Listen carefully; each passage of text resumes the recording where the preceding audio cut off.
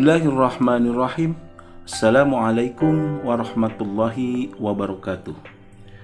Pendidikan adalah suatu usaha secara disengaja untuk mempersiapkan anak didik dengan menumbuhkan kepribadian baik jasmani maupun rohani dengan menggunakan alat-alat pendidikan agar kelak menjadi manusia dewasa yang bermanfaat bagi dirinya, masyarakat, serta dapat hidup bahagia.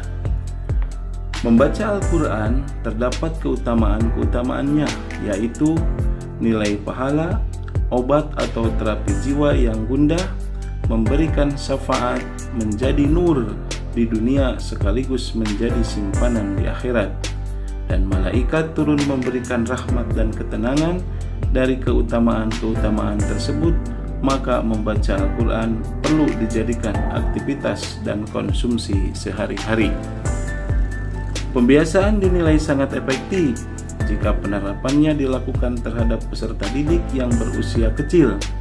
Mereka memiliki rekaman ingatan yang kuat dan kondisi kepribadian yang belum matang, sehingga mereka mudah terlalut dengan kebiasaan-kebiasaan yang mereka lakukan sehari-hari.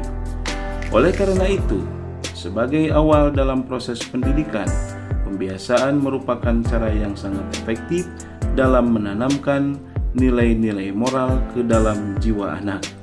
Nilai-nilai yang tertanam dalam dirinya ini kemudian akan termanifestasikan dalam kehidupannya semenjak ia mulai melangkah ke usia remaja dan dewasa. Pembiasaan pada pendidikan anak sangatlah penting, khususnya dalam pembentukan pribadi dan akhlak. Pembiasaan agama akan memasukkan unsur-unsur positif pada pertumbuhan anak.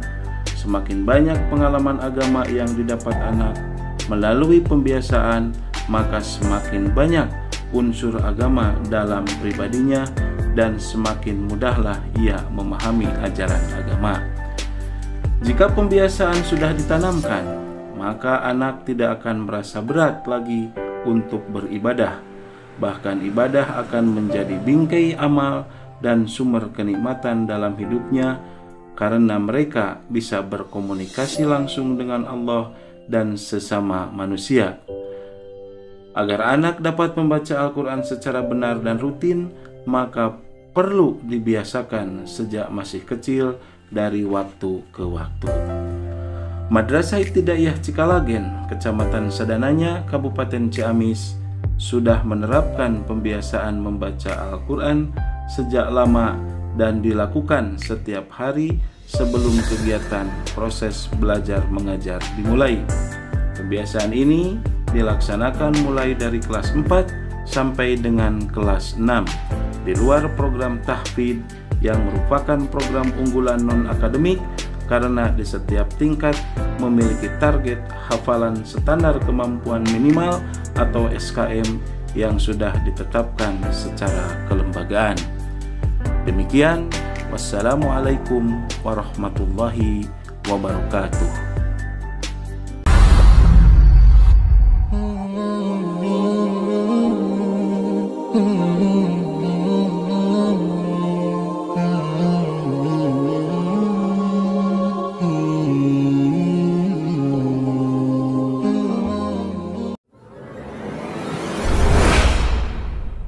Berikut ini adalah 17 keutamaan membaca Al-Quran setiap hari yang penting untuk kita ketahui.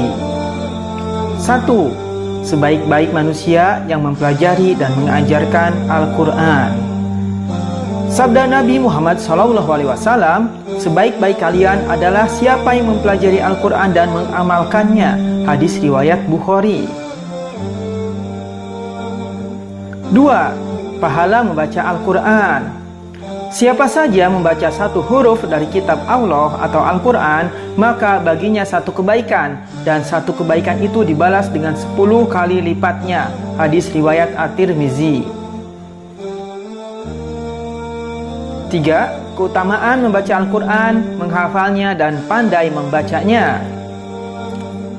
Perumpamaan orang yang membaca Al-Quran sedang ia hafal dengannya bersama para malaikat yang suci dan mulia. Sedang perumpamaan orang yang membaca Al-Quran sedang ia senantiasa melakukannya meskipun hal itu sulit baginya, maka baginya 2 pahala. Muttafaq alaih. 4. Pahala bagi orang yang anaknya mempelajari Al-Quran.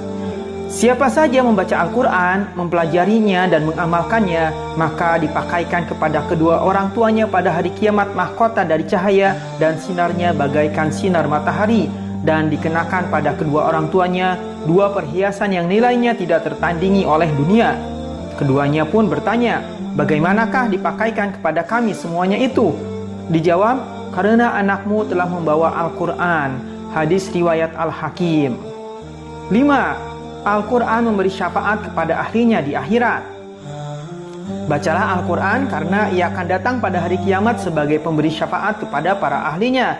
Hadis riwayat Muslim. Puasa dan Al-Quran keduanya akan memberikan syafaat kepada seorang hamba pada hari kiamat. Hadis riwayat Ahmad.